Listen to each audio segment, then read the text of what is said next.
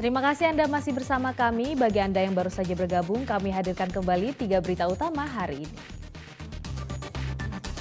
Video penjamret merampas tas pesepeda viral, warga diminta waspada.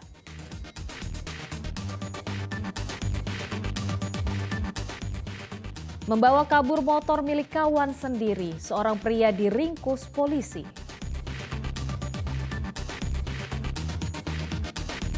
Harga telur tak kunjung turun, pedagang dan pembeli resah.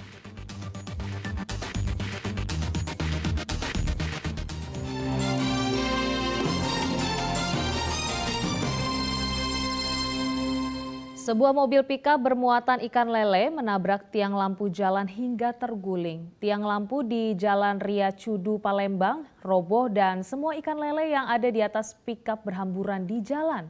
Detik-detik kecelakaan ini sempat terekam kamera pemantau CCTV Polda Sumsel.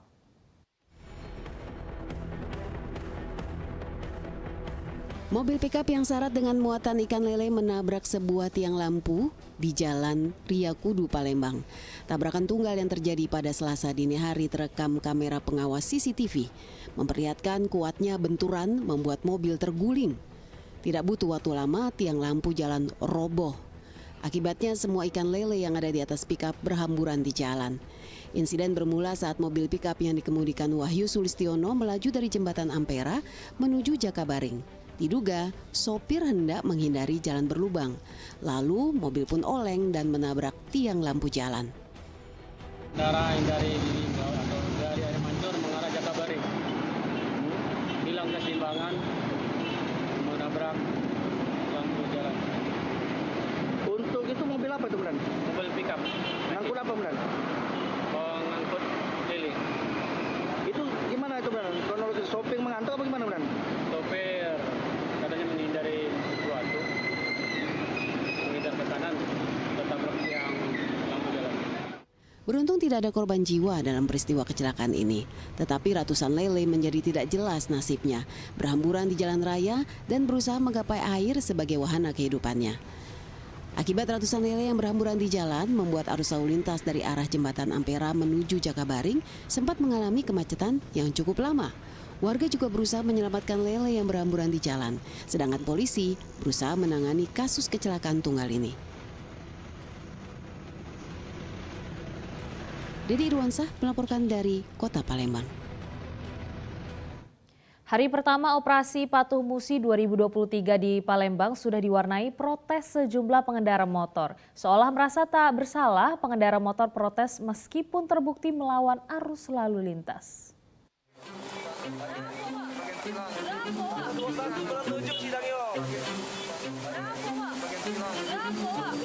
Ada saja ulah para pengendara motor ini.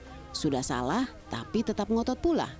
Para pengendara motor ini kedapatan melintasi jalan dengan melawan arah. Para polisi yang Senin lalu menggelar operasi Patuh Musi 2023 langsung mengadangnya. Namun bukannya sadar akan kesalahannya, para pengendara motor ini justru rame-rame protes ke polisi karena merasa tidak bersalah. Tapi polisi bergeming, surat tilang tetap mereka keluarkan sebagai tanda bukti agar pelanggar patuh terhadap aturan lalu lintas. Tak hanya melawan arus kendaraan, banyak pengemudi motor yang tidak menggunakan helm. Tak mengherankan jika dari 1 jam razia saja, polisi sudah menjaring belasan pengendara motor yang melanggar aturan. Personil sudah melakukan beberapa penindakan, terutama penindakan pelanggaran yang berpotensi kecelakaan seperti melawan arus, melanggar traffic light, tidak menggunakan helm, mengemudi berboncengan lebih dari 2 orang, dan beberapa pelanggaran-pelanggaran lainnya. Operasi Patuh Musi 2023 digelar secara serentak di seluruh wilayah Sumatera Selatan, termasuk Kota Palembang selama 14 hari ke depan. Dedi Irwansah melaporkan dari Kota Palembang. Penipuan jual beli beras secara daring berhasil diungkap penyidik Polda Sumatera Selatan. Dari pengungkapan kasus ini, polisi meringkus 2 tersangka. Dua pelaku penipuan jual beli beras secara daring yang berhasil diringkus masih diperiksa intensif penyidik Polda Sumatera Selatan di Palembang. Salah satu tersangka adalah wanita tunangan dari dalang penipuan yang mendekam di Lembaga Pemasyarakatan Lampung karena kasus asusila. Selain menangkap dua tersangka, polisi turut menyita barang bukti 3 ponsel tersangka, 3 lembar printout rekening bank milik korban, serta 5 lembar printout milik salah satu tersangka. Dalam aksinya, dalang penipuan mengendalikan dari balik penjara, sedangkan tunangannya bertugas sebagai penghubung dan mencari korban. Sementara satu tersangka lain sebagai pemilik rekening penampung. Modus tersangka menawarkan beras melalui media sosial dan menggunakan kartu identitas palsu. Terhadap kasus penipuan online ini, pasal yang kita terapkan itu pasal 35 Undang-Undang ITE, di mana dari kejadian ini ada 3 tersangka yang berhasil kita amankan. Ada 2 yang kita tangkap, yaitu inisial US dan F, kemudian satu lagi OY, itu ada di lapas. Ternyata ini jaringan lapas. Ini pelaku OY ini menipu korban ini di lapas. Kemudian otak dari kejadian ini atau tindak pidana ini adalah OY, di mana OY ini ditahan dalam kasus pencabulan di Lampung. Jadi semua tersangka ini kita amankan di Lampung. Informasi salah satu tunangan. Ya, jadi tersangka OY atau otak dari penipuan ini adalah OY. Seluruh tersangka dijerat Undang-Undang Informasi Transaksi Elektronik dengan ancaman penjara paling lama 12 tahun dan denda paling banyak 12 miliar rupiah. Januar Ikhrom melaporkan dari Palembang. Harga telur ayam di sejumlah pasar tradisional Kota Palembang belum juga turun. Harga telur kini masih bertahan di harga Rp29.000 per kilogram. Kondisi seperti ini dikeluhkan pedagang dan pembeli. Hari Raya Idul Adha sudah berlalu, namun harga telur ayam di sejumlah pasar tradisional Palembang belum memperlihatkan tanda-tanda penurunan. Misalnya di Pasar 10 Ulu, harga telur ayam masih dijual seharga Rp29.000 per kilogramnya. Harga telur naik Rp5.000 per kilonya dari harga normal Rp24.000 per kilogram. Naiknya harga telur ayam membuat pedagang sulit menjual dagangan mereka. Imbasnya, pendapatan mereka pun anjlok hingga 35% lebih. Lagi 29, lagi lepakan lagi. Sampai sekarang 29. Penjualan gimana Pak? Ini agak sepi lah kalau mahal. Kalau mahal sepi. Kalau anggapan kami kan murah. Kalau murah kan lemak jual. Tak hanya penjual telur, masih tingginya harga telur juga dikeluhkan pembeli. Pasalnya sudah 1 bulan harga telur tak kunjung turun.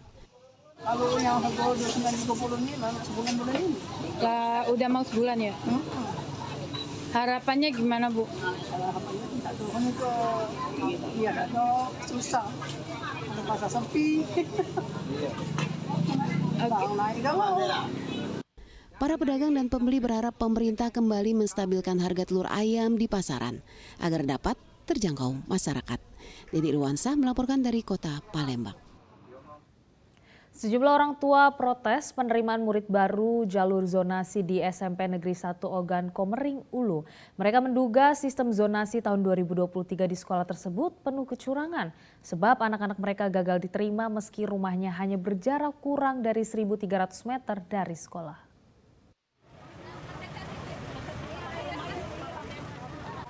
Puluhan orang tua murid mendatangi SMP Negeri 1 Ogan Komering Ulu mempertanyakan penerimaan peserta didik baru atau PPDB sistem zonasi di sekolah. Namun sayangnya para orang tua kecewa karena kepala sekolah maupun panitia PPDB tidak berada di sekolah. Orang tua murid menduga sistem zonasi tahun 2023 di sekolah tersebut penuh kecurangan. Sebab anak-anak mereka gagal diterima meskipun rumahnya hanya berjarak kurang dari 1.300 meter dari sekolah. Para orang tua pun mengaku kecewa karena ada murid yang rumahnya berjarak lebih dari 1.300 meter malah diterima. masuk zonasi Bu ya? Anak Iya Pak, 500 meter. 500 meter. Iya. Tapi Dekat rumah kabupaten Pak, tapi ditolak. ditolak Bu ya. Iya, Oh, apa Bu 4 meter. perasaan kita Bu?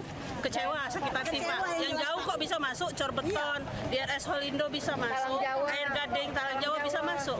Oh, berapa jaraknya Pak? 1.100. 1.100. Apa? Ini tip masuk. Ah, Ini zonasi Pak masuk. Tinggal pilih apa ya Pak? iya. Tolak. Ditolak ya. Jadi kita melok jalur apa baik itu? Kalau jalurnya masuk kalau Pak.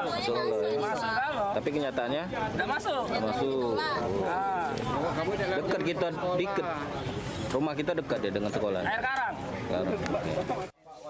Pada PPDB tahun 2023, SMP Negeri 1 Ogan Komering Ulu membuka penerimaan melalui 4 jalur, yaitu jalur zonasi, afirmasi, perpindahan orang tua atau wali, dan jalur prestasi. Dedi Ruansa melaporkan dari Kabupaten Ogan Komering Ulu. Laporan tersebut mengakhiri berita Palembang hari ini. Saya Priscilia Claudia berterima kasih atas perhatian dan kebersamaan Anda. Selamat beraktivitas dan sampai jumpa.